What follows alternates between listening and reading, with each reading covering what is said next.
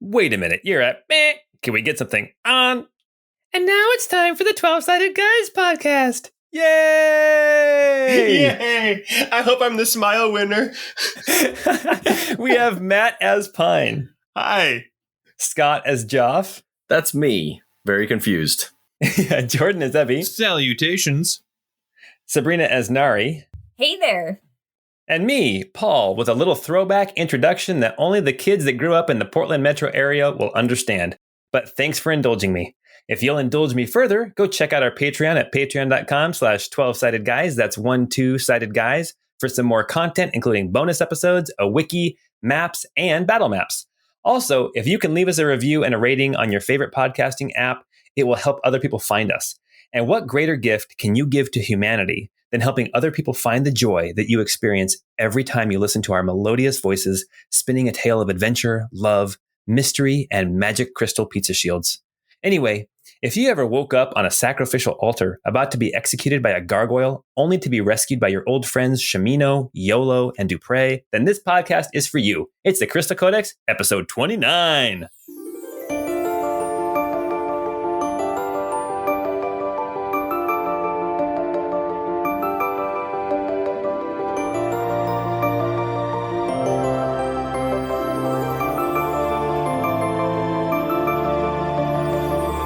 Okay, to all my Portland peeps out there, anybody remember Ramblin' Rod? I do. Oh My gosh. What you said was so familiar, but nothing came to mind.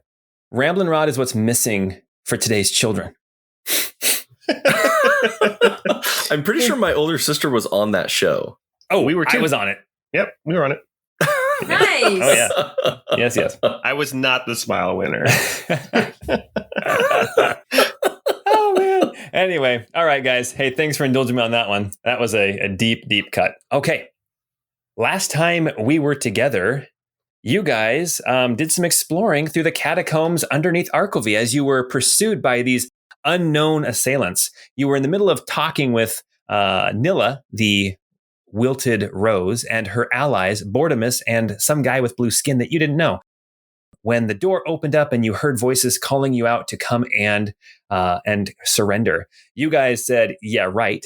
And then the man with blue skin grabbed Nilla, not in a bad way, but said, hey, I'm going to get her out of here. And then he did some kind of weird water magic and they were gone out of your sight.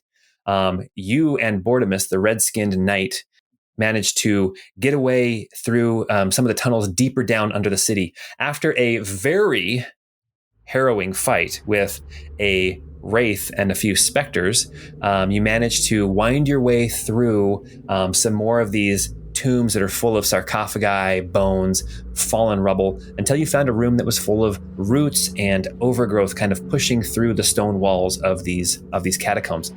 You found another hallway that then led to a room that was blocked off by a gate. You managed to get through there. Gigi made an appearance again. Yay! And then you guys managed to close that gate as Joff went up some stairs to investigate and find out where in the world you guys are. And that is where we were at this point. Okay. The rest of you are waiting down below. Joff, you go up these stairs, and I'm guessing you took the red candle with you, because otherwise you don't have a way to see. Yeah. And as you get to the top of the stairs, eventually you see that there is, you go up for quite a ways. You imagine you've climbed probably 50, 60 feet at this point. And at the top of the stairs, there is it's more than 50 or 60 feet. It's like 100 feet. There is a trap door.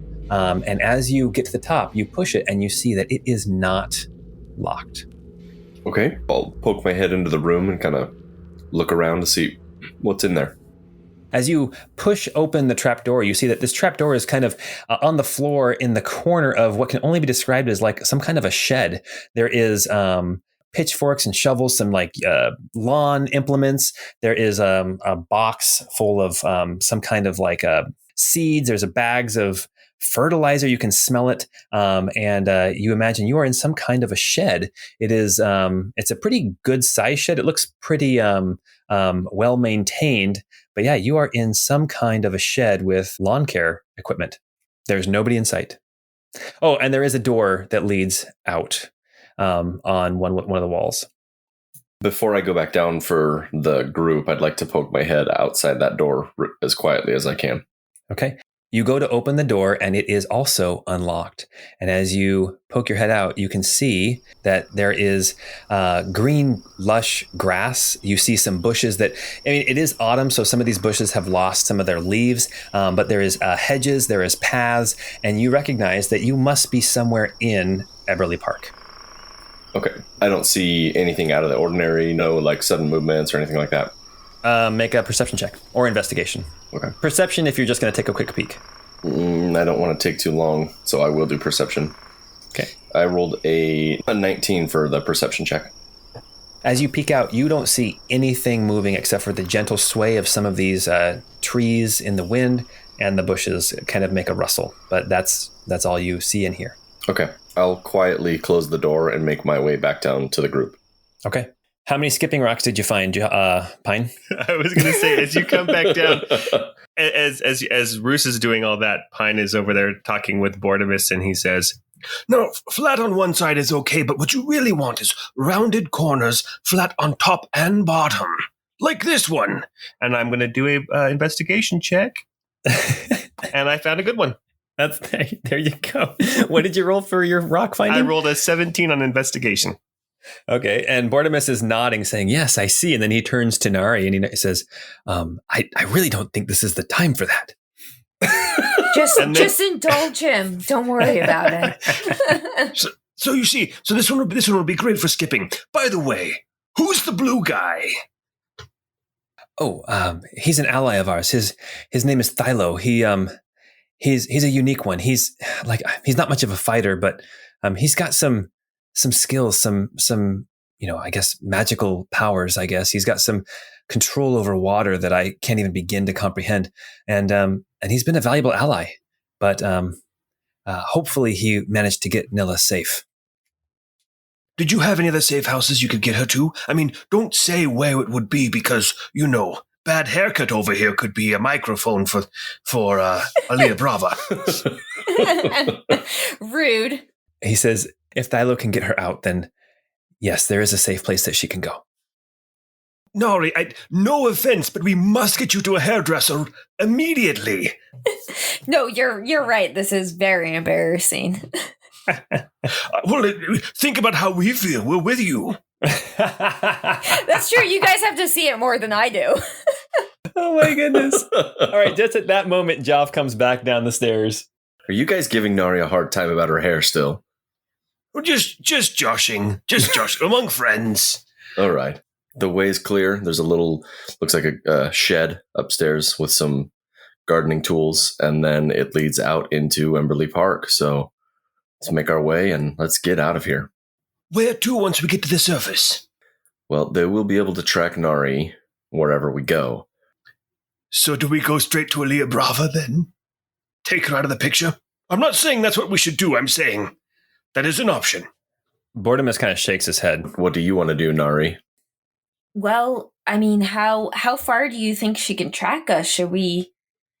I don't really want to leave the city with Nilla here. I'd prefer to settle things before we go, but obviously if I can be tracked, that's not very helpful.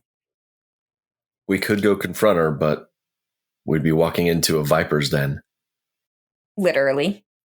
Bortimus says, there's no way we can get into Eberly Manor. It's guarded. I mean, there's 5 of us. I've gotten into some places I shouldn't be before. I might have something that we could try to do. I'm not sure if this would work, but I've been working on trying to use the magical flow to actually pull magic away from something, almost dispelling it, if you know what I mean. Like, you could dispel mystical powers?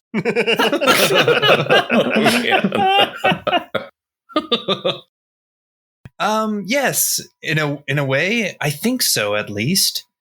I'm not sure if this would work, but we could try it. If you're able, if you have the resources, yes. Let's give it a shot. So Ebby is going to try to cast with his last 3rd level spell slot, Dispel Magic on Nari. I believe it's called Dispel Mystical Powers. Dispel Mystical Powers on Nari. Okay, let me see. Can this also fix my hair too? Because that would be really clutch. All right. Well, here's what we'll say. I am going to need Abby. I'm going to need you to make a check. You need to make a use your spellcasting ability, which would be Wisdom, I do believe, for you. All right, here we go, guys.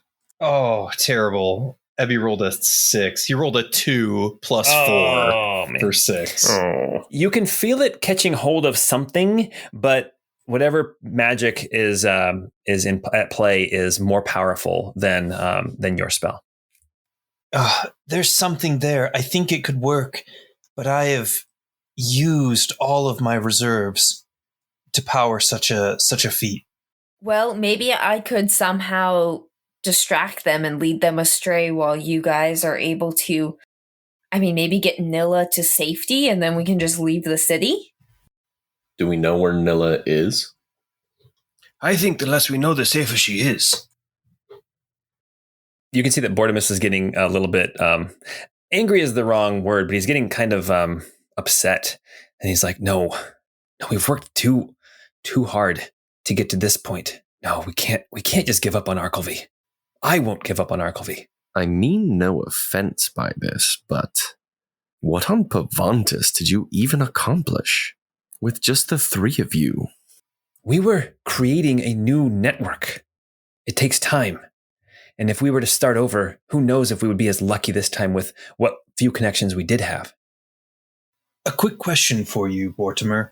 When those individuals came to track us down, those didn't seem like Imperial soldiers. We've faced a fair few of those. Any thoughts on who or what group that might be? He says, well, good sir, my name is Bortimus. I don't mean to be rude, but Bortimus, not Bortimer, although Bortimer does sound like a better name now that I think about it. He says, no, I believe it was some of Aliyah Brava's personal mercenaries that she's hired. I got a quick glance. It looked like the one that was trying to take shots at us with the bow. It looks like he was, his tattoo markings, they were, let's see if he can make a check and figure it out. They were not from around here. He rolled a 3. They were not from around here. Or maybe they were, but they were tattoos. I did see a tattoo. They were not Arcolvian. They were not Almerian Empire-esque. They were from somewhere else. So not a local boy. Well, we do have some resources. And I'll pull out the Imperial officer's jacket that I took many sessions ago in the woods. I was like, I've been holding on to this. This may give us, at least one of us, access to Eberly Manor. Well, if one of you wants to go and pretend to be an officer, I can do my best to sneak in and assist whoever is doing that. I don't love the idea of it, but I could assist or at least go as a deacon. That's a phenomenal idea. And I suppose I can try and distract them by walking the opposite direction? I don't know. Or you could be a prisoner. That's true. We could have you shackled and we could bring you in. But only pretend shackled. Well, especially with Ebby. That would make sense. She would have seen us in the streets with Nari. Well, I did need a haircut. Bortimer says, and I'm pretty sure that the at least one of her mercenaries saw some of us as well. The light was very red, and then really bright. Details might have been hard to see. That's true. Plus, I wouldn't assume that mercenary is out of the catacombs yet. Well, not necessarily. You're right. It is probably about 2 or 3 o'clock in the morning at this point. That means we have a window of time while they are in the catacombs and she is unprotected. At least less protected. We could give it a go, but I'm running low on magical energy. I just want to make that clear for whatever it's worth. My resources have been tapped as well till I've had some time to rest. Yeah, I could take a nap and maybe a trip to the bathhouse. I feel really musky after all of this traveling in the catacombs. They were quite gringy. Yes, the gringe, it just clings. They were. Yes, buddy. So I suppose we find ourselves in kind of a predicament. We could either go now and attempt to capitalize on the fact that perhaps many of the soldiers or foot soldiers of her group are down below, or we could wait until we're at full strength and then go. Can we also just blew by the fact that somebody said, yes, buddy. Wait, who said that? I wasn't sure if anyone heard it or not. And then I heard you laughing just slightly in the background. I'm like, okay, Matt heard it. Matt got it. Oh, man, that's so funny. Okay. We have a predicament. There's no telling how many forces she currently would have in Everly Manor. But she will have more at her disposal should we rest. Yes, but we have less now at our disposal. That's Bortimus talking. There is, I believe there was some talk of visiting the Temple of Erdas as well. Maybe they could help us. Are they still open? They never close. Well, let's get Nari there, see if they can't undo whatever mind-altering thing that was put on her head. It's repulsive. I can't believe anyone would ever do such a thing. I think that's a great idea. I know, my hair was so nice.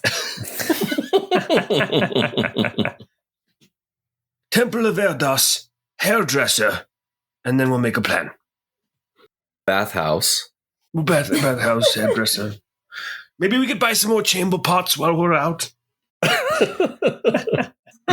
of Erdas, let's go. Lead the way, whoever knows.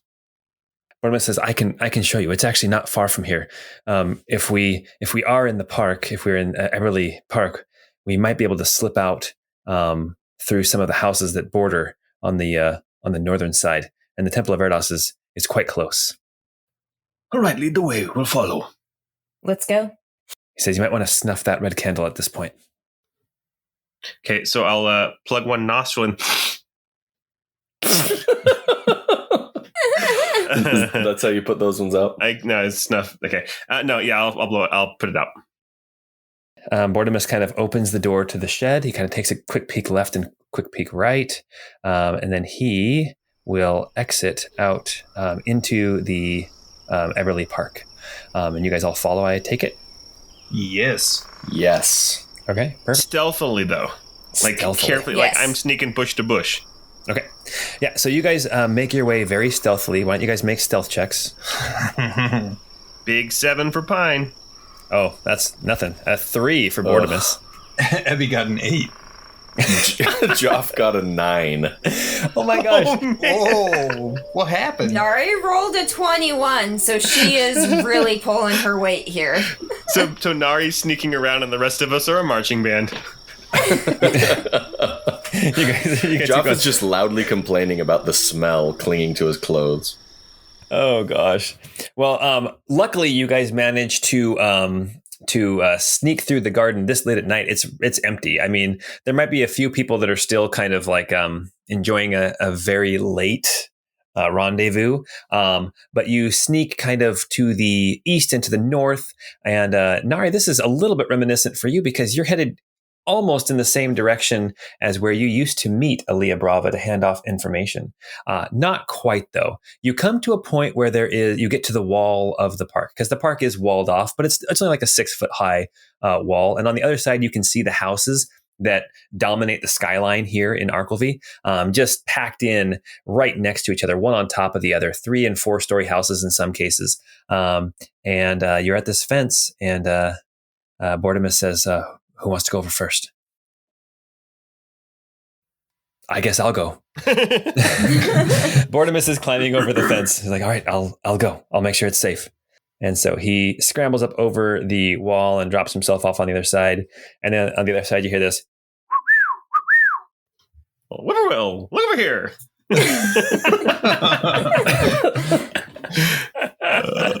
That wasn't a raven. Then you hear again. Pine will go next. Okay. All those birds chirping at 2 and 3 in the morning. You guys had a terrible stealth check. You guys are just making noise like crazy. Joff will climb over too. Yeah, Nari will as well. She'll hop over that wall. Okay. And Ebby's just going to hang up. Yeah, no.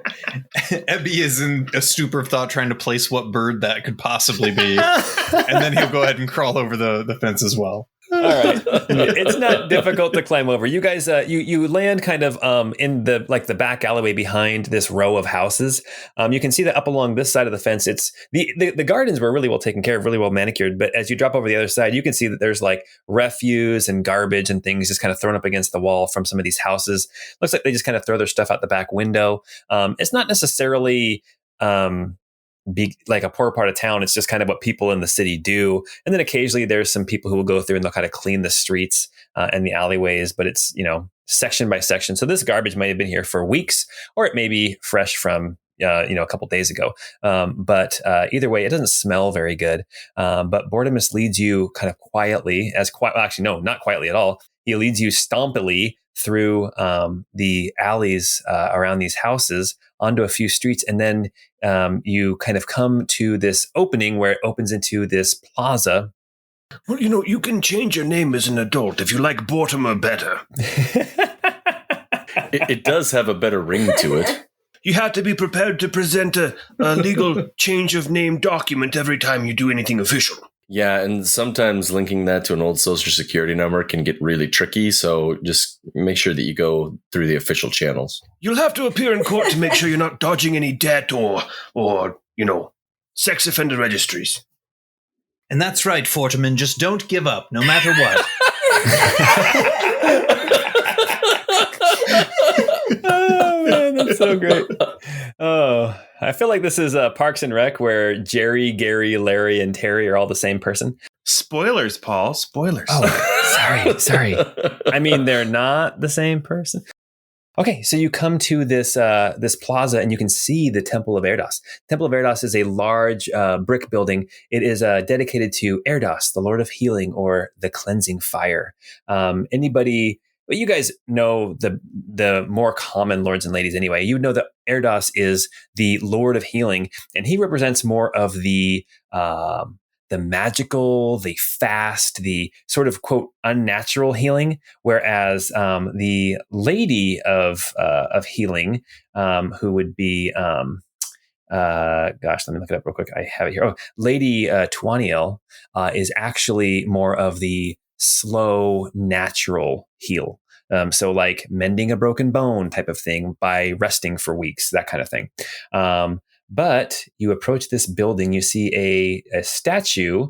The statue of Erdas is seen with a staff in one hand and then holding like a ball of fire in the other hand. And there is a doorway, up some stairs, there is a doorway. It's a big double door that there's a sign above it. And what it says is, "Those in need, enter."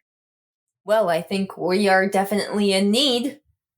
Pine will walk up and start opening a door.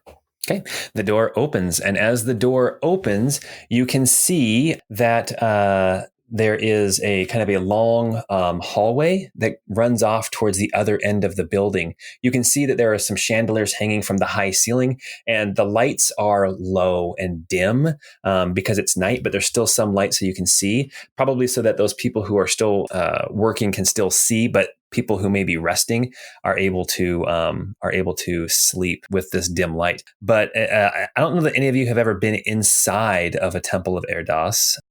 But basically the way that it works is that the Temple of Erdas is where people come to get healed magically. And then attached to the Temple of Erdas, there is usually some kind of an annex, which is what we would more associate with like a hospital. And that is like the temple or the shrine to Tuaniel, which is where people who can't be healed by the cleansing fire, by the magical means, where they can rest and recuperate, right? So both Lord and Lady are represented here, but definitely Erdas gets the bigger. He's number one on the call sheet, if you will. And you can see that there are like rows of beds down either side of this main open area, the center of this temple. And next to each bed, there are these little statues that represent Erdas, so that people who are maybe recuperating or waiting to be treated can say a prayer to Lord Erdas. You see that there are a few, like maybe 2 or 3 people in white robes moving around, talking with each other, or checking on people who may be laying in some of these beds. You recognize the white robes and kind of the white fringe of fabric that hangs down off the back of the head. You actually encountered a priest of Erdas way back at the Gallows Square in Tabery during that fiasco where you guys ended up killing Adjudicator Rolf. And these priests are dressed very similarly. Is it a tasteful fringe? It is a tasteful fringe, yes. Although, to be fair, I'm pretty sure after my listen back, when I listened to everything, I'm pretty sure it was actually frills, not fringe. So just a heads up, I think we were all wrong. So, Paul, quick question about the lore. So, Lady Tawaniel, would she be the patron deity of physicians and medicine, like those kinds of things? Yes, exactly. So like surgeons or, people who are dealing in natural remedies, that kind of thing, they would be more likely to pray to Tawaniel because, for the majority of the world, they don't have access to priests of Erdas, right? Erdas, as a general rule, the lords and ladies don't give their power to just anybody, right? And so even oftentimes, and we're going real deep here, even oftentimes in like a church of a specific lord or lady, there may only be 1 or 2 who actually has like, quote, cleric power to act for that deity. The others are just normal people who also pledge their service to that deity, if that makes any sense. Yeah. Okay. I was just making sure that she was more than just the deity of sitting around and waiting for your body to do stuff. No, she's the natural process of healing. Also, your body is kind of amazing. Let's just give your body some credit here. This is very true. So I am a chiropractor. I think we've said that a couple of times, and I just have to say that is true. Our bodies are amazing at healing. It really is pretty amazing that our bodies can come back from some of the things that they go through. All right, you guys are standing in this kind of entrance vestibule of this long building, and you see these priests of Erdas kind of walking around doing their rounds. One of them notices you, and she comes walking up to you slowly with her arms kind of folded in front of her, and she comes up to you and she whispers to you and she says, "Welcome to the Temple of Erdas. Who is in need tonight?" Ebby slowly raises his hand. Nari as well kind of steps forward and says, I would love your blessing, my lady. "Oh, well, I'm flattered, but I am no lady." And then she actually, as you raise your hand, Ebby, and you step forward, Nari, she takes your hand gently, Ebby, and she takes your hand too, Nari, and she says, "Please, come with me." And then she starts leading you into the temple. Joff will follow. "I'm hurting too." I guess it's just you and me, Boniper. I believe we stopped at Bortimus, but his name is Bortimus. He's I've decided that all of my underwear already says Bortimus, so I'll stick with Bortimus. It's all embroidered already. Yes. Well, let's keep an eye out here. Make sure that there's no other interlopers in here, maybe looking for us. Okay, perfect. Yes. Yes, that's a good idea. Pine and Zanzibar, you stay here at the door and we'll go deeper in. All right. Yeah, there's actually some benches right there at the front for people who are not being treated. Pine and Bortimus, you sit down in these benches and you kind of wait. This priest takes Ebby, Nari, and then Joff following behind, and she takes you kind of into the center of the building where there is like a large statue of Erdas right in the middle of the building. And there you see there is another priest of Erdas, older, wrinkled face, long white hair, but held back and kind of tied back by that same fringe. She looks tired. And just, I know it seems like all the priests of Erdas that you've met so far have been women. It's not a men or women thing. They just happen to be women at this point. And this priest she's kind of sitting with her eyes closed. And then the priest who has your hands, she lets go of your hands and she walks forward and she whispers and she says, High priest, we have some in need of your care. And then the older lady's eyes, they flutter open and she says, Oh, of course. And she stands up and she looks at the three of you. She says, Who has need of Erdas's touch this evening? My lady, I require some of Erdas's touch and blessing. Okay. So she holds out her hand for you to give her your hand. Ebby goes ahead and gives her his hand. Is Ebby wearing a glove? Yeah, he's still kind of wrapped in his traveling clothing. Okay. She goes to take the glove off of your hand. He's just going to let it happen. Okay. Yeah. So she pulls the glove off and she looks down and she says, a glove over a... And then she stops talking and she looks at your hand. Then she looks up and she looks you in the eye. She kind of shakes her head and it's like, no, I'm just tired. And then she puts her other hand over your hand. And what exactly has affected Ebby at this point? I mean, he took damage that reduced his max.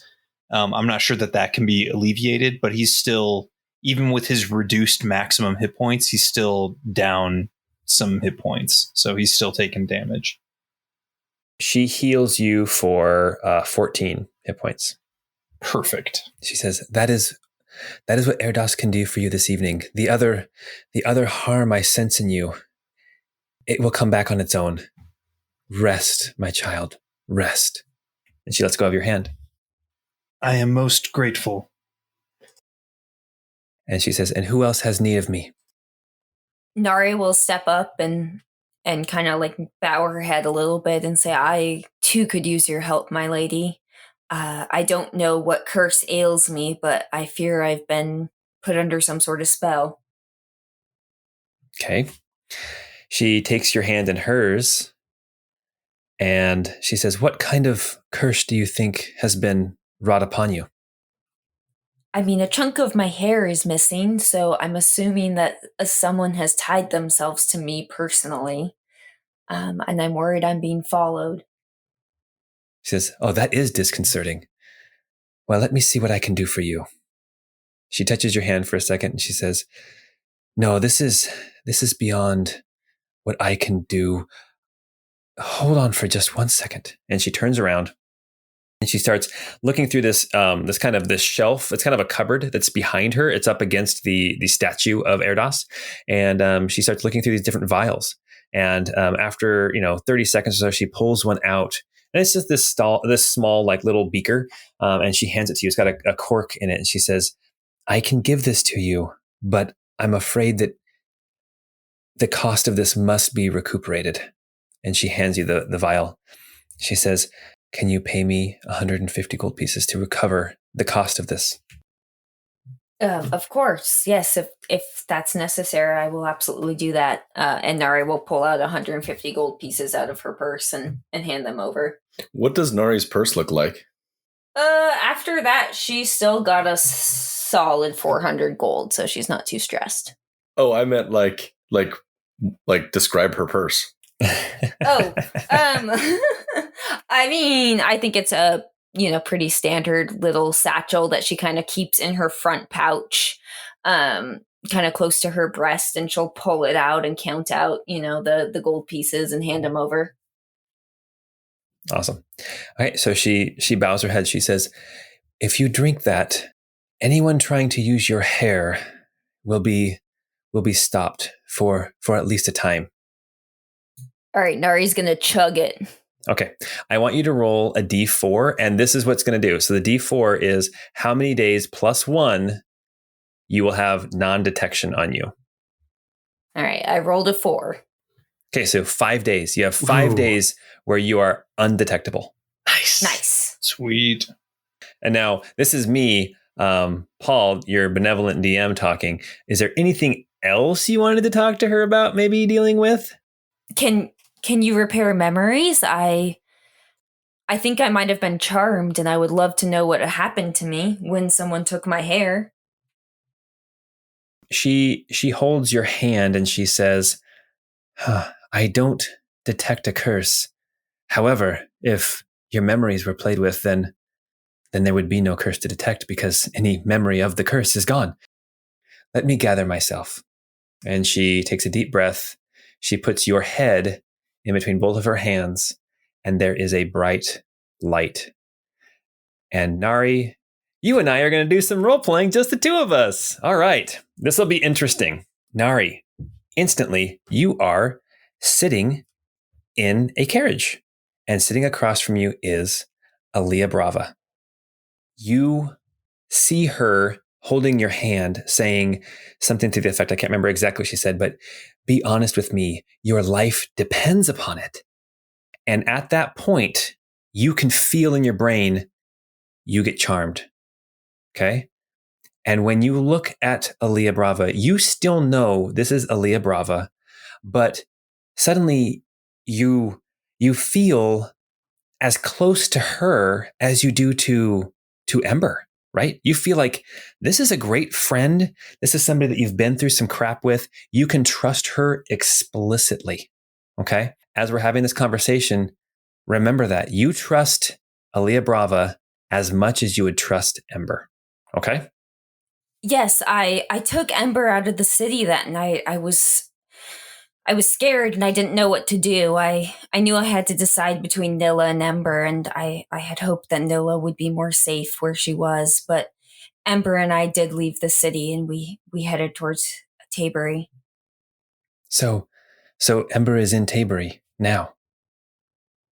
Last I heard of her, I know that she wants to be successful and live her life outside of all the terrors of the Rose Syndicate. So she may be there still, yes. But she's done with that life? As far as I know, she hasn't indicated that she wants to stay. Okay. Well, that's good. Well, Nari, what brings you back to Arcolvi?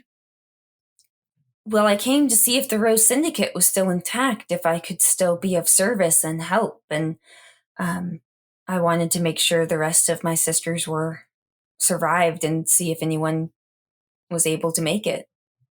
Well, I have heard rumors that there is some Rose Syndicate still being formed, but I haven't been able to figure anything out. What have you figured out, Nari? Maybe we can help each other. Maybe we can work together. I haven't heard anything. I've only been in the city for a day or two.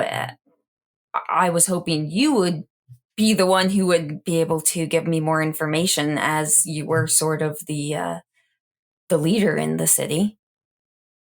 Yes. Well, apparently I'm out of the loop at this point. Maybe they fear that I'm too, I don't know, toxic, but I still have so much more to give. So much more to give to the resistance against the Empire. Are you seeking out any of this rumors of the Rose Syndicate, the new Rose Syndicate? Yes, I obviously want to do whatever I can to help. I saw a flyer that seemed to indicate the Rose Syndicate was still alive, if just barely. But again, I would think that you would know more about it than I do. Well, if you find anything about this new Rose Syndicate, please, I'd love for you to share it with me so that I can help. I can help in any way I can. And then she kind of reaches up and kind of touches your hair, just kind of lovingly. And she is going to make a check here real quick. She rolled looks like an 18. What is your passive perception? 18. 18. Okay, so she matched your passive perception. So you feel this like little tug on your hair, and then she kind of pulls her hand away. So you kind of realize she did something to your hair. Something seemed a little bit off at that moment, and That bitch, leave the hair alone. you're having a hard time placing it, Nari, because you are charmed as well by her. But at this point, you're aware that something's not quite right. Okay, Nari will kind of like touch the back of her head and sort of just kind of smile absent-mindedly at Aaliyah Brava, and She says, "Now, Nari, it's been great to see you, and I really hope that we can help each other. Here, give me your hand. Let me give you my blessing." Nari will, hand over her hand and say, "Thank you, I appreciate it." And the next thing you know, you are standing on the street as a carriage pulls away. That is the memory that comes back to you as you are standing there in the Temple of Erdas. So I'll kind of relay that to the group around me and say it doesn't seem like Aaliyah Brava knew about or knew where the Rose Syndicate was before.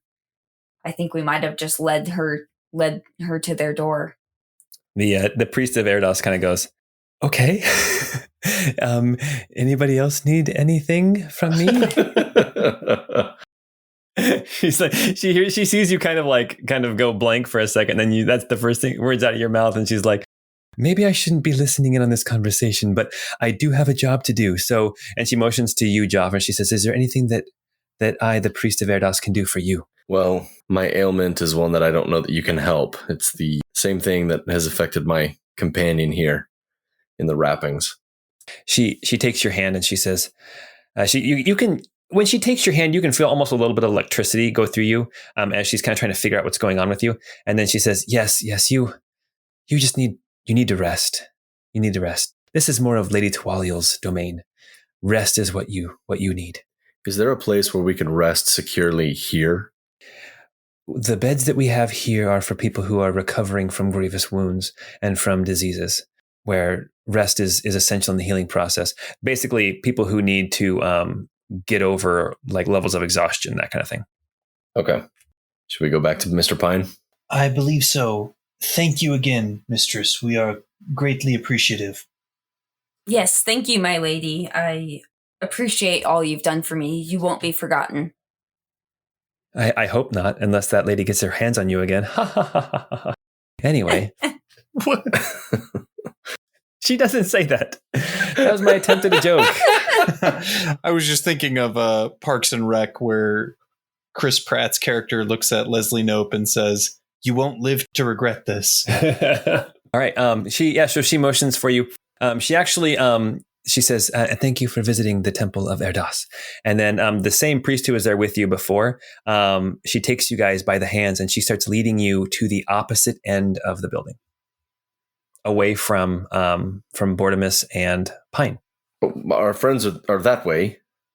Oh, well, we have a tradition here in the Temple of Erdas that when you come, you are injured or you are sick, and when you leave, you are whole, and you leave from a different door. You leave from a different space than when you came in. But my ailment wasn't fixed. Then you may go back. Okay. And she takes Ebby and Nari by the hand, and she takes you guys to an opposite door.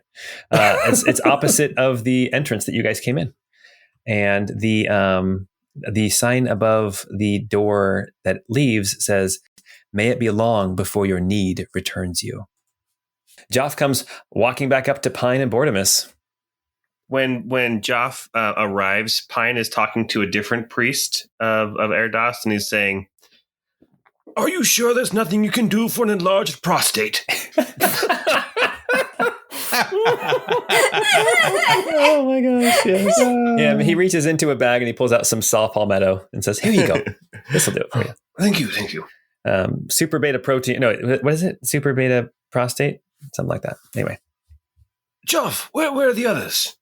Well, apparently there's a tradition in the temple where after you're healed, you have to exit through a different door. They've gone that way. We should see. Excuse me. Can we go with them? I'll say to the other priest. Yes, of course. We just, it's tradition that those who have been healed, they should not go back to the same place where they came from. Well, he'll hold up his tube of ointment or whatever you just gave and be like, Okay. Yes. All right. He'll lead you guys all to the other end of the temple. It says preparation H on it. Nice. So the ointment is canon. Okay, cool. All right. So, you guys are at the opposite end now of this temple. You guys all meet up there, and the priest kind of opens the door and says, "This is a place for the ill and the infirm and those who are hurting. You are now whole, as whole as you can be." And then she kind of motions for you to exit the temple. The door's open? Yeah, she's opened the door for you. Okay, I want to carefully peer outside before we step outside. Okay, it is dark out. It is cold. It is starting to get kind of, you can see that the stars are starting to kind of disappear behind clouds, but it is 4:00 in the morning at this point. So you don't see many people going around. You do see actually off in the distance, you see some people out collecting trash and stuff off the streets, but that's about it. I think until we've taken care of our snake problem, we might want to find a new place to stay. That's a good idea. I think that's very wise. Oh, golly, you think? Oh, thank you. Should we head back to the Lazy Leg? No, I wonder if he's given away our rooms that we paid in advance for. I'm sure he has. I think the Lazy Leg might be too conspicuous. Leah Brava knows I worked there for a while, and I think that might be a little bit too obvious. So I can tell you some of the different inns around town. There is the Lazy Leg, but as you guys recall, you did tell him you were leaving, you were moving out, and he did suck the tear back up into his eye. That's true. That was impressive. Jingled the purse at you guys. Yes, it was insane. All right. So the different ones around town, there is one called the Crossed Candles Inn, and that is up near the north gate of the city. There is the Imperial Heroes Inn, which is kind of right there in the Grand Market. There is the Vault, which is where Ember used to work, which is like the pit of all inns. There is the Imperial Splendor Inn, where you guys already have rooms. And there is the Lazy Leg Inn. And then if we need to make up one on the fly, we can do that as well. Well, Cross Candles seems appropriate since my candle has been so useful. It's really the MVP of the past couple sessions. I would say so. When he's right, you know? All right. So you guys want to go up to the Cross Candles? It'd be quite the trek, right? Not too bad. You could probably get there in about 10, 11 minutes. I mean, this is a large city, but it's a large, this isn't like London or Paris nowadays. This is a few miles across. So, and you guys were already north of you're in the northern part of the city as it is. Okay. All right. Yeah, Eberly Park is kind of right on the edge of where north and south. It's right on the north edge of the midline of the city. You guys are going to go to the Cross Candles Inn? Yeah.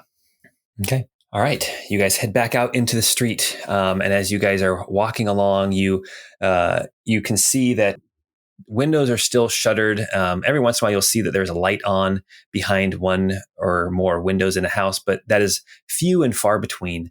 As you guys start to walk along the cobbles, you see that the sky is getting cloudier and cloudier. And it looks like there will probably be some rain today, which is pretty typical for this time of year in this part of the world. At one point, you get to a point where you can actually see the wall that runs along the north edge of the city, and you can see what you assume must be the Crossed Candles Inn. The Crossed Candles Inn is a large 4-story building. It, instead of sprawling out, it goes up, and there is a sign in front of the over the door that, you know how you have like crossed swords that look? Well, instead this has 2 lit candles that are crossed like crossed swords, and there are some lights coming through the windows on the first floor. Joff will walk in. Oh, yeah, follow. Yep, same thing. Yeah, Nari will come in. You guys walk into a clean common room. There is a bar up against one wall. There is a desk, and you see that there is there's somebody cleaning some tables. They look like they're relatively young, probably like 13 or 14. And that is really the only person in here. Just somebody who's kind of cleaning tables, getting things ready for like a morning rush of breakfast. What does the person look like? It's a young girl. She's probably like 12 or 13. She is thin. She's got kind of stringy dark hair. She's wearing not like poor clothes, but definitely more like a laborer's type of clothes. Just a kind of a sturdy skirt and blouse, and she's got an apron on that it has some like smudges of dirt and grease on it. Joff will walk up and place a silver coin on the table next to her and say, "We need rooms for the night. Before I go to bed, though, I would like a bath drawn and something to eat." Rooms for the night, but it's practically morning. She takes the silver and We party hard. I heard Tedward was in town. Tedward. Oh, yes, I missed him when he was down in the southern part of the city. Maybe someday he'll come here to the Cross Candles. Maybe. And then she kind of looks off wistfully. You can imagine her up in her room looking at a poster of Tedward on her wall. She says, of course, good sirs and lady. And then she goes to a door that's kind of, there's a staircase that goes up to a second floor. There's a kind of a front desk, and there's nobody behind it, but there's a door back there. And she goes to that door and she kind of knocks gently and then opens up and goes in. And then she comes out just a few minutes later, and there's somebody else comes out, and he's kind of rubbing his eyes. He's wearing like a sleep shirt. He's still got like the long stocking cap. He's even got like a candle on a candlestick thing, Like he's expecting Santa Claus to land on his roof. Exactly. Because there arose such a clatter, right? Yep. Anyway, he kind of comes out like that and he says, yes, welcome to the Cross Candles Inn. It's a late night, or I guess early morning, but are you here for rooms? We are here for rooms. Joff will take out one of those gold buttons and hand it over to him and say, "I'd like a bath drawn, and we need rooms for the night." He bites it because it's not a coin. I mean, he would bite a coin too, but he kind of bites it and he says, "Oh, of course. How many rooms would you be wanting?" How many do you have right now? I mean, I can get you each your own room at this point. Ground floor for me, please. And if there's a rear exit, I'd like to be nearby. We don't actually have rooms on the ground floor. This is the ground floor. All the rooms are second floor and up. Second floor, please. Okay. All right. And do each of you want a room on the second floor? Ebby stares at Joff. Joff awkwardly says, "Just 3 rooms." Bortimus kind of sidles up to Nari and he says, "Looks like we're sharing a room tonight." No, he doesn't do that. Oh, I totally forgot he was with us. I did too. Bortimus kind of raises a finger and says, 4 rooms, if you please. And then he kind of leans closer to you guys and he says, "Or should we stay close?" Cluster, if we're going to get 4 rooms next to each other, maybe 2 on one side of the hall, 2 on the other, I think that should be close enough. He's like, I think we can make that work. Yes, I think we can. I think we can. And then he calls over and he goes, Tula. And then the girl who was cleaning the table, she comes rushing over and he reaches underneath the desk and he hands out 4 keys to her. And he says, "Please show them to their rooms. And then when you're done showing them to their rooms, please draw up a bath for this good sir." And he kind of motions to you, Joff, waiting for you to kind of say your name. I don't need a name. "For this good sir here." And she says, "Of course." And then she says, "If you'll please follow me." And she takes you up this, it's one of those, it's not a spiral staircase. It's a squared off staircase, but it's like, it goes up and then it turns right and then it turns left and then it's onto the second floor. It's just like a 3-part stairway. And so you kind of start almost right where you, or end kind of right where you started, but 1 floor up. And you see that there is like 2 hallways, one going left and one going straight ahead.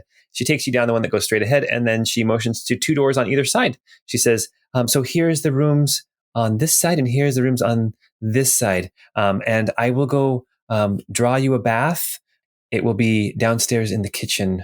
We have an area that's kind of roped off, curtained off for that thing. Okay, I hope that will suffice."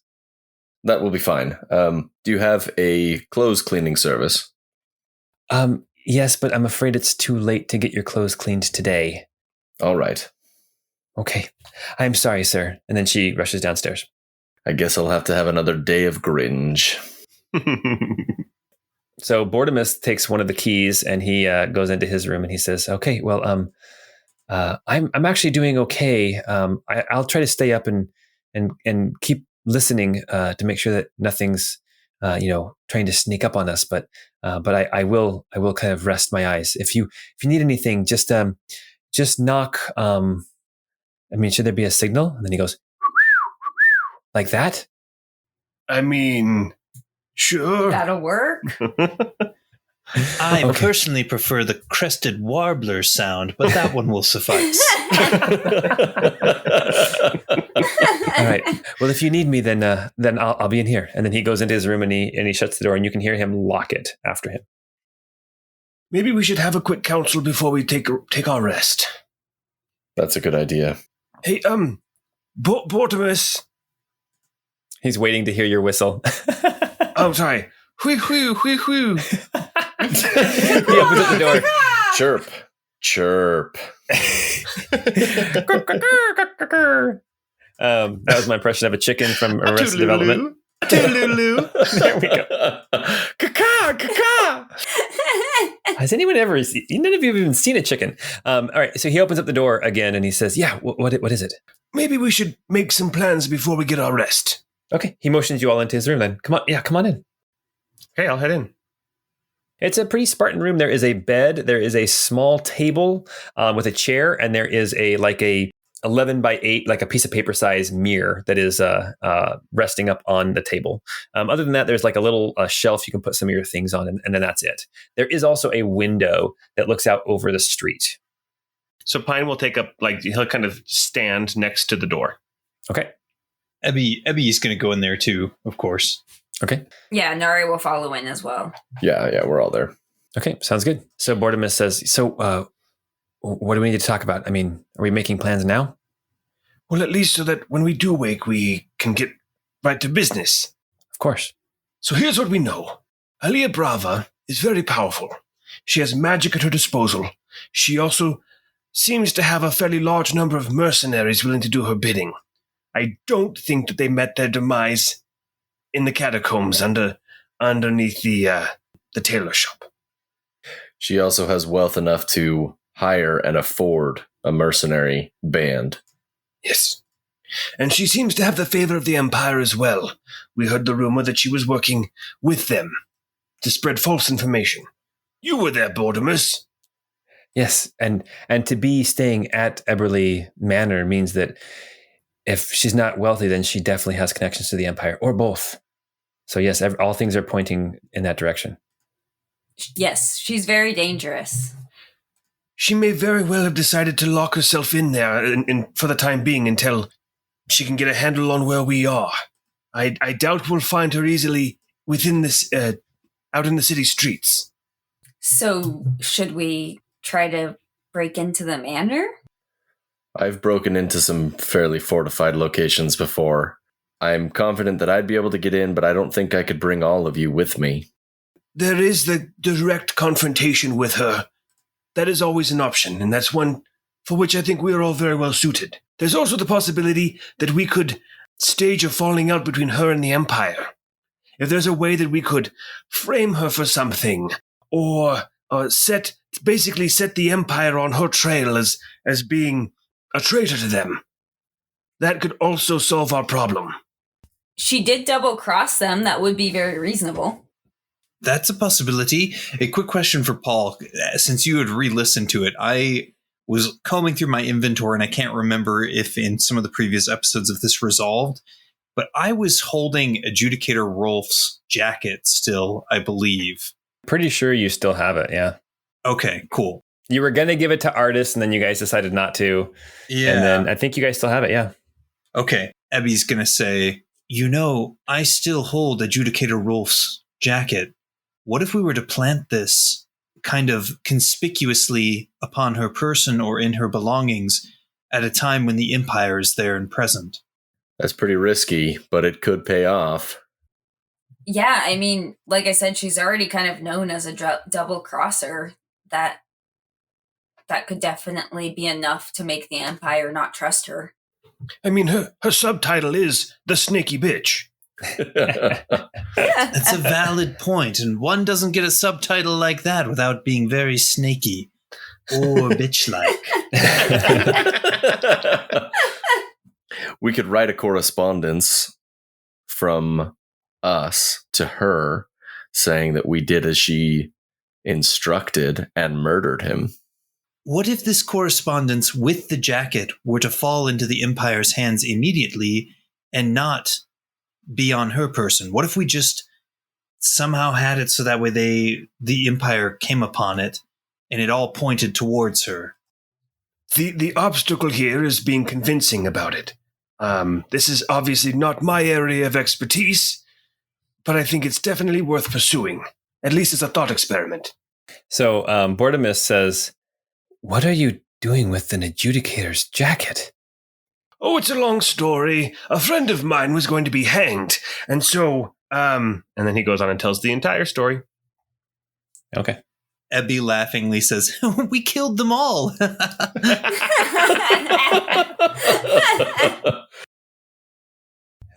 So he says, "You truly are formidable." I think it's just being in the right place at the wrong time. That kind of sums up my interactions with these people. it's been wonderful. Nari snorts loudly and looks at Joff and is like, yeah, we're the people who are causing the issues here. We're the drama. When we first met, these two pretended to be a couple. He goes, I don't believe that at all. All right. Sounds like you guys are working on a plan then to try to frame Aaliyah Brava for the murder of adjudicator Rolf. Very interesting. So we have evidence, but we don't have motive. Why would she want adjudicator Rolf out of the way? Would we make it look like she's double dealing, still working with Fallen Heaven? I think that may make sense. Yeah, I mean, she could be trying to play both fields at the same time. Greed is always a pretty base instinct for many people. Unfortunately, I don't think Fallen Heaven has much financial gain in it. As then when you say that, Pine kind of jingles his coin purse. Joff will say, we could just link Adjudicator to the fall of the Roses the first time. She could be angry at him for the hand he played in the past. I guess I would just be worried that she would have been involved somehow in the fall, and that might not pass. I have no doubt that she was involved in the fall of the Rose Syndicate. And in fact, I think that we're at a disadvantage because we do not know what she was actually promised for her betrayal. What was her reward? Bortimus shrugs. Anyone who wants to make a history check can make a history check. Oh, you know it. Pine got a 8. Nari rolled an 18. Joff got a 16. Ebby rolled a 12. Joff, you and Nari, as you guys are talking about, framing Aaliyah Brava for the murder of an adjudicator, one thing that kind of comes to both of you at the same time is if you were to frame Aaliyah Brava for the murder of an adjudicator, that would more than likely be something that would be taken up by the adjudicators themselves. I think you guys have kind of gleaned that adjudicators, their word is law. They are seen as kind of judge and lawgiver, all in the name of the Empire. There's a good likelihood that if you could get Aaliyah Brava framed, she could, if nothing else, be arrested until maybe an adjudicator could come to try her case. Like that's a possibility. So if nothing else, you might be able to just kind of stop her for a time. At least 5 days time. There you go. 5 days isn't enough. If we really want to stick it to the Empire here, we need to take out their pawn. We need to take out Aaliyah Brava permanently. You want to murder her? Or put her in a deep, dark prison from which she'll never escape. Mm-hmm. I want to murder her. At this point, I don't know if it's so much murder as avenging. How do you decide who gets murdered and who doesn't? I mean, she had our entire syndicate slaughtered. If what happened is true, I think that death would be a mercy for her. And let's be clear here, this is war. We are enemy combatants. This wouldn't be murder. This would be justified killing. Bortimus says, I think whether we kill her or whether we put her away, I think she needs to be out of the picture. She's dangerous. If we get her arrested and get her into the prisons, then she won't have her mercenaries to protect her. we could sneak into the prisons perhaps easier than her estates. Well, maybe you could. Not this guy. And he's pointing to himself. But he's looking directly at Bortimus. Yeah, Bortimus is like, who, me? Oh, no, you. Well, and depending on what they decide to do with her, I mean, the Empire is not kind. She might no longer be our problem if we play our cards right. There's two options we've discussed so far. One, an actual attack on Alea Brava, attempt to storm Eberly Manor. Two, attempt to frame her for the murder of the adjudicator, help her fall from favor with the Empire. Another option could be to lure her out, to set a trap for her specifically. We need to know what would entice her and how we could go about doing that without alerting her suspicions. I can't recall if Nari had shared this with the broader group, but did Nari share the fact that Alea was asking about Ember? I think I shared it with, well, yeah, at this point I probably would have shared it with everyone, yeah.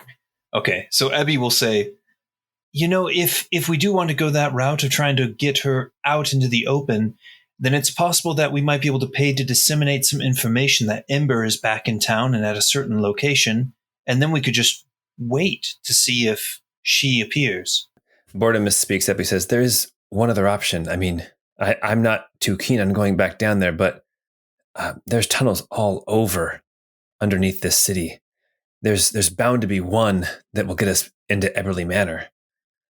I mean, we were close as it is when we left the tunnels. It would be far easier for us to climb into a window in the middle of the night than to meander through tunnels and risk fighting more specters and angry old spirits. Unless we had a map, and we know a place where we can find forbidden information. Lost and hidden information. That's true. Plus, I was going to finish my book. I have to return it. You do raise a good point. I don't need the Alil and Me book anymore. Do you want to give it to Bortimus? I don't believe that I can give it away.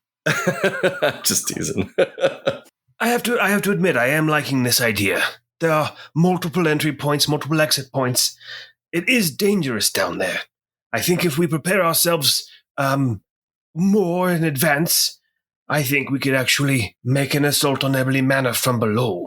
If there was a way we could trick her, get her to send out her mercenaries again. Maybe there was a sighting of Nilla. Maybe Ember came back to town. But a way to get some of her forces away. We may be able to sneak into Eberly Manor and deal with Alea Brava. I would be worried to go through all those tunnels and come out the other side weary and battle-worn, and then face a rested enemy. Paul, can you describe kind of the environment around Eberly Manor? Sure. So Eberly Manor is a walled-off manor. So it has a high wall, probably 15 feet, that goes all the way around it. On the south end of the manor, there is a gate that allows you in. The Eberly Manor is more like, when you think of a movie where they go to like a ball at the palace, that's more what Eberly Manor is like. Whereas Mason's Keep is more like the strong stone, like a fortified position. Eberly Manor is almost palatial in its bearing, and so you can go into this gate. There's like a courtyard, and then there are separate. It's all one building in kind of a horseshoe shape, but there's different sections. And one thing that you guys may have gleaned, but Bortimus can definitely clue you in on, is there is part of Eberly Manor that is actually semi-open to the public, and it is basically like a museum. It is a very carefully curated museum that is very careful not to mention anything about the old kingdom of Everland, but it does depict certain things from the past of this area. And so that is, I say, semi-open to the public. It does cost a lot of money, and people of certain status, meaning like lower economic status, are not permitted to go in. I say we just walk in the front door. I'm a little less keen on the walking in the front door piece, but ultimately I'm with you all, so whatever we decide as a group, I'll go with it. Yes, I don't think I would be able to personally walk through the door. Nari kind of gestures to her 7-foot tall body. If that's the best way to go, I can definitely do my part to try and cause a distraction. Well, I could sneak in. Perhaps Mr. Pine and I could enter with Ebby as an automaton servant. We could make our way around the back, throw a rope over the wall, and you could climb over and meet us, and then we could sneak into the house from there. Or we could take the tour and one of us could find a cupboard to hide in or something until nightfall. Yeah. I don't think that they do tours, but I meant to see the museum. right. We do have access to one other tool, and that is Philo. He has some powers that might be beneficial, but I think that they're limited. I don't think he can take more than one person with him when he makes his water jumps. And you have a memory of Philo, the blue-skinned guy from our last session, where he kind of touched the air in front of him and it rippled like water, and then he jumped through and disappeared with Nilla. Bortimus says that's a possibility. If we're doing this from multiple angles, it's gonna sound crazy, but I have an imaginary friend of sorts that might be able to help us communicate through this, even if we can't see each other. Don't ask me any questions. Oh, okay. When the time comes, I don't know how else to describe it. As you say that, you can see standing over in the corner, you can just catch a really quick glimpse of Squire standing there, like leaning up against the wall with his arms folded. And then he says, "What? Now I'm running messages for you?" And then he disappears. He's not happy about this, but I have a way where we would be able to communicate. Well, okay. Well, we have some options. Perhaps we should sleep on it and talk again after we've been rested. Yes, I agree. Right. Bortimus says, "Yeah, I think that rest. I think maybe we'll see more clearly in the light of day. Just a few hours off. Haha." And then he kind of stands up.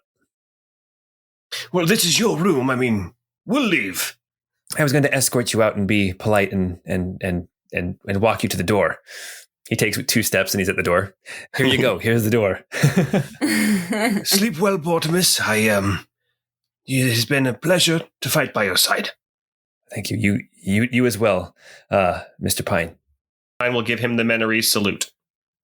And he gives you another salute. It is different. It is basically he takes like 2 fingers, like the peace sign, and he puts them up against his forehead, like so his palm is facing outwards with the peace sign, and he puts it up against his forehead, and then pulls his hand down.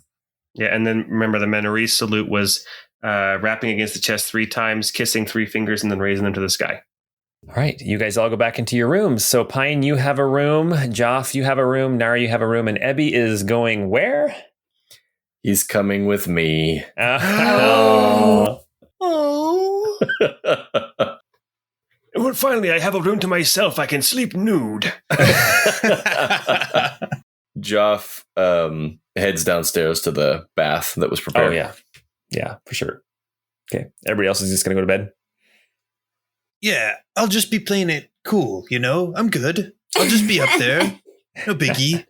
You take your time. All right.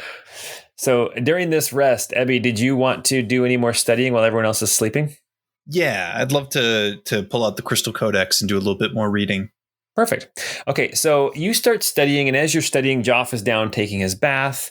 And in fact, you're still studying before, by the time that Joff comes back up, and Joff goes to sleep. Nari, you're asleep. Pine, you're asleep.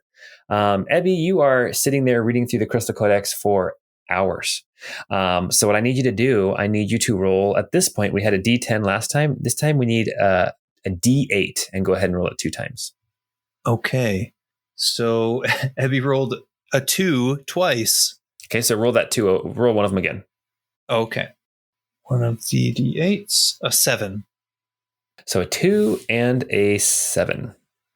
Okay. Now, I mean, just a heads up, when you rolled a 9 and a 10, I mean, those are some pretty juicy ones. Some of these are winners. Some of these are just kind of for fun. But as you read through this book, you glean a couple more things. Again, just a quick reminder that the vast majority of this book is just dealing with like specific contraptions and mechanical things and kind of how they're built. And you're just kind of gleaning things, kind of reading between the lines, right? So he writes about mastering arcane traditions and then switching to delving into the natural world. He mentions forming a deep love for growing things, and he even sought to create a means through the combination of arcana and nature to grow his own things. And he calls it Ormech, which is short for organic mechanism. Ebby, when you read that, you just instantly know Ormech. That sounds right. Deacon never sounded right. Ormech, that sounds right.